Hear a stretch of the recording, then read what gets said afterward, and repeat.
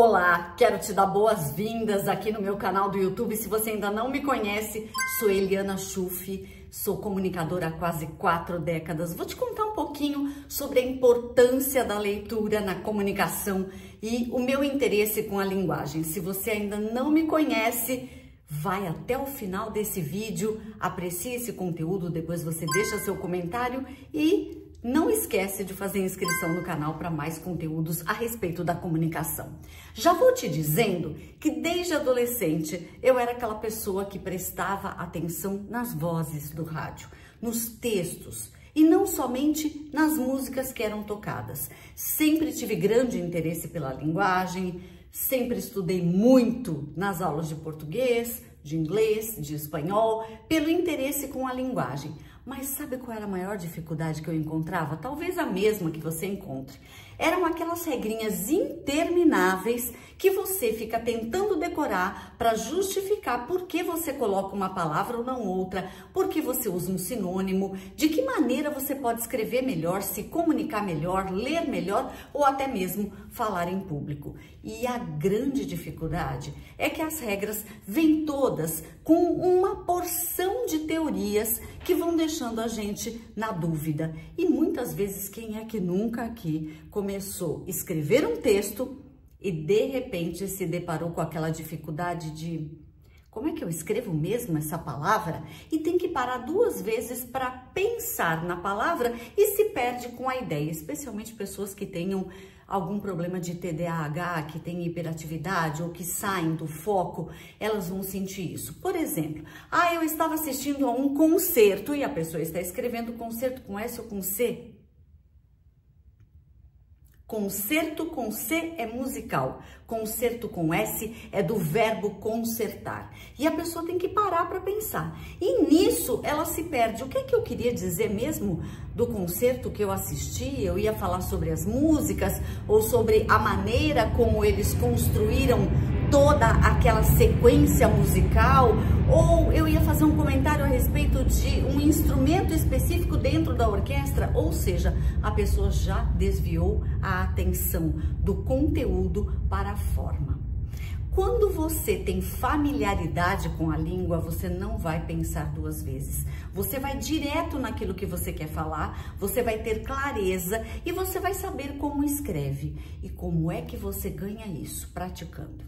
Esse conteúdo que eu tô colocando aqui para você é para te conscientizar. Para e pensa. Alguma vez você escreveu um texto e entregou, a menos que você tivesse com a pressão do tempo ali, uma prova, tá acabando o horário, tirando isso, sem verificar e reverificar? Quantas vezes a gente escreve um e-mail e a gente lê? E aqui eu já vou dizer para você que se o seu conteúdo, o seu texto foi feito para ser falado. Eu vou preparar um discurso de formatura, ou vou preparar um discurso para um político porque eu sou assessor.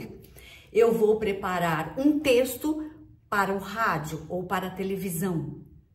Primeiro conselho, leia em voz alta o seu próprio texto. Porque na hora que você lê, você vai perceber que tem palavras ali que são muito difíceis, não de serem pronunciadas isoladamente. Se você fala paralelepípedo, somente a palavra, pode ser fácil. Mas se você vai falar o paralelepípedo amarelo, olha isso. Se eu vou acelerar, eu mesma vou gaguejar. O paralelepípedo amarelo, perceba que para não gaguejar, eu preciso dar uma pequena reduzida e, além disso, articular bem. Se eu falo paralelepípedo com a boca meio fechada, a palavra fica imprecisa e quem está me ouvindo não vai compreender. Então Eliana quer dizer que se eu vou falar para o público, eu preciso de certa forma articular mais e abrir mais a minha boca? Na língua portuguesa, sim. Por isso, você pode treinar com trava-línguas. Eu tenho conteúdos específicos a respeito disso. Quando você terminar esse vídeo, você pode dar uma busca e você vai encontrar. Mas vamos lá, tem uma diferença gigantesca de um texto feito para ser lido em voz alta e de um texto para ser lido com leitura silenciosa. O texto para ser lido com voz alta, você precisa construir frases de no máximo 1,5 linha ou 1 lauda e meia. Se você escreve e só depois de 3, 4 linhas coloca o ponto final, vai tornar mais difícil a leitura para quem lê em voz alta, porque a pessoa não tem onde respirar. E a respiração é dada no ponto final, que é um exemplo de texto para você treinar a leitura, independente da sua escolha religiosa. Pega qualquer Bíblia e leia. A linguagem é rebuscada, é antiga, é ortodoxa, ninguém usa aquelas palavras mais no dia a dia, muitas delas, por isso que se tem dentro de todo o conteúdo religioso, aquele momento que é feito a leitura do Evangelho ou da Bíblia, e assim que é lida, a pessoa vai lá fazer um bate-papo. A homilia para os católicos, ou uma conversa, uma explanação para os espiritualistas e assim sucessivamente, pela necessidade de adaptar aquele conteúdo à linguagem de hoje em dia e também às situações de hoje em dia. Por isso, a importância de você contextualizar, ou seja, colocar aquele texto dentro de uma situação plausível, real, momentânea, para que faça sentido para quem está assistindo você. E para isso, eu separei aqui 2 textos pequenos, mas só para exemplificar. Reconhecimento por uma grande vitória, isso aqui é o Salmo 65 de uma Bíblia que eu peguei aqui. Abri em qualquer página. Então veja, eu vou começar ali do versículo 3, né? 65, no número 3. Dizei a Deus. A gente fala assim, dizei a Deus. A gente fala, diz para Deus ou diga a Deus. Você percebe que já mudou a maneira de falar hoje em dia? Vossas obras são estupendas. Primeiro que a gente usa o vós na conjugação verbal. Eu, tu, ele, nós, vós, eles. Mas no dia a dia, você diz, vós quereis um copo de água? Você vai perguntar, você quer um copo de água? Veja que a gente não utiliza mais. Então, o estranhamento do texto faz muitas vezes a pessoa gaguejar. Por isso a importância da leitura prévia. Quando a pessoa lê antes, ela vai ter familiaridade. Mas perceba que quando eu vou ler, dizei a Deus, vossas obras são estupendas, tal é vosso poder que os próprios inimigos vos glorificam.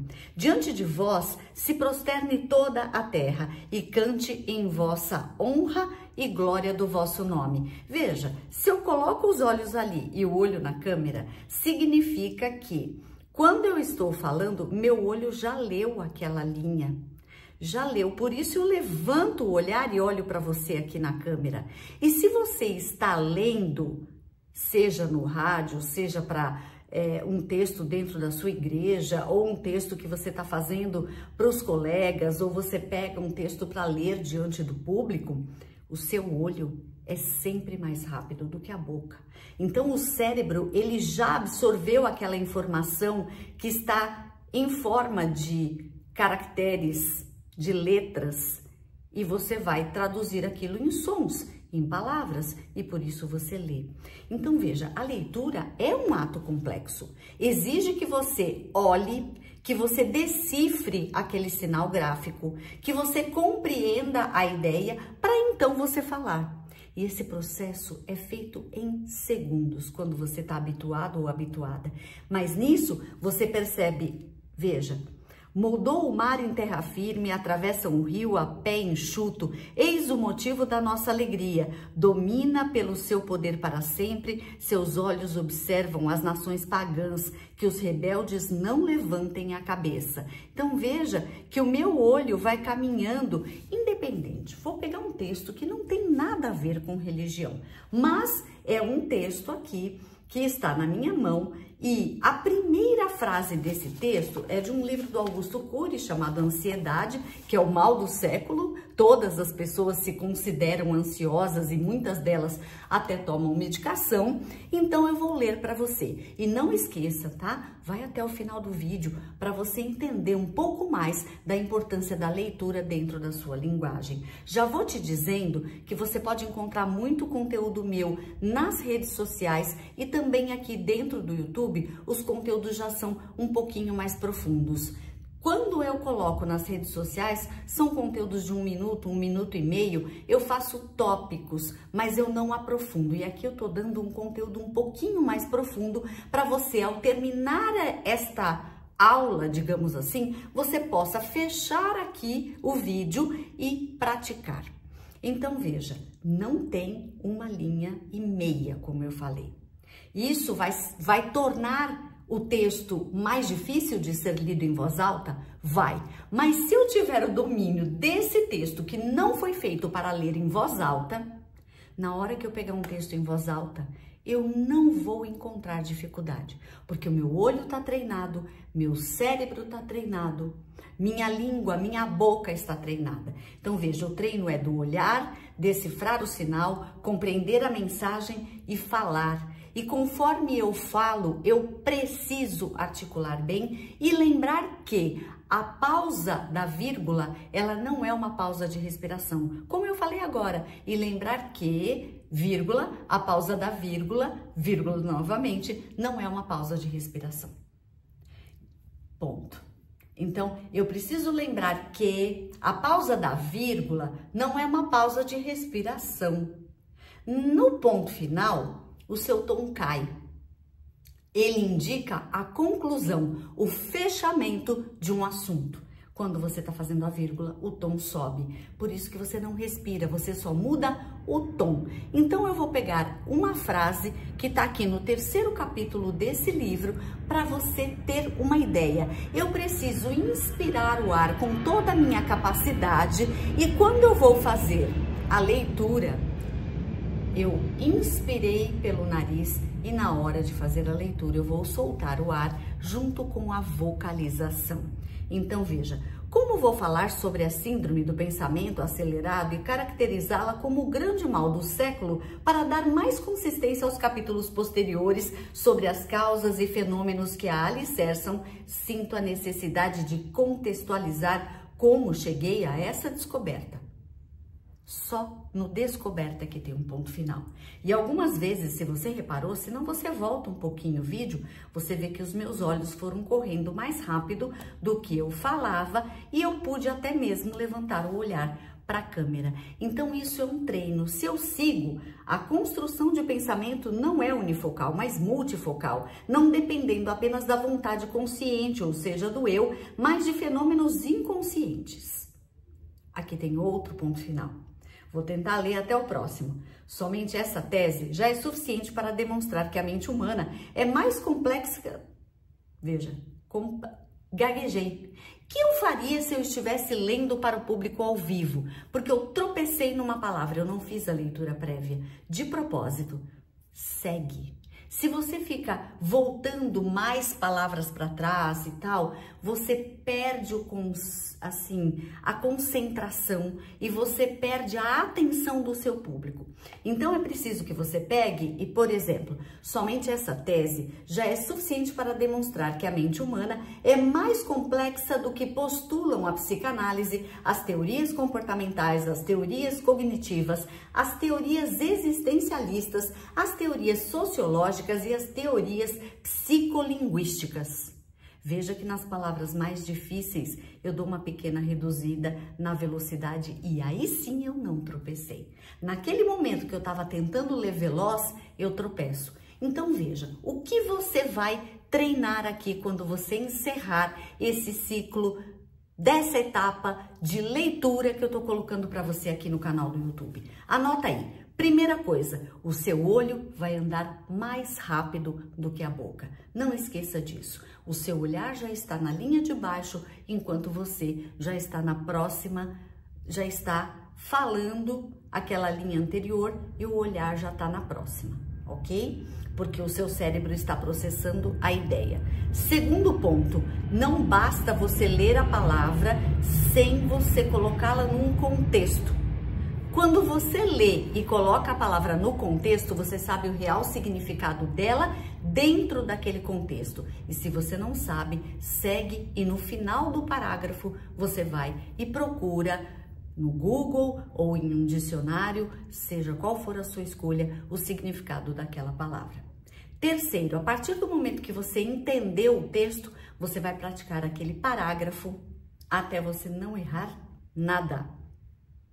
Leia 1, 2, 3, quantas vezes necessário. Quanto mais você treinar, mais os seus olhos, seu cérebro na compreensão da mensagem, sua boca e sua articulação estarão sendo trabalhadas e mais o seu vocabulário vai estar sendo ampliado. Olha que maravilha! Com isso você vai evitar repetição de palavras quando você fala, como por exemplo, essa aula que eu fiz aqui agora para você, apenas com 2 textos na mão e sabendo qual era o conteúdo que eu queria te passar. Só deixei na minha frente as palavras-chave. E isso é que é importante, porque é isso que vai dar a naturalidade ao seu discurso. Se você gostou desse conteúdo, você coloca aí uma carinha de sorriso. Se você tem alguma dúvida, eu gostaria de fazer uma pergunta, faz aí nos comentários e não esquece de fazer inscrição no meu canal e me seguir nas redes sociais para mais conteúdos como esse.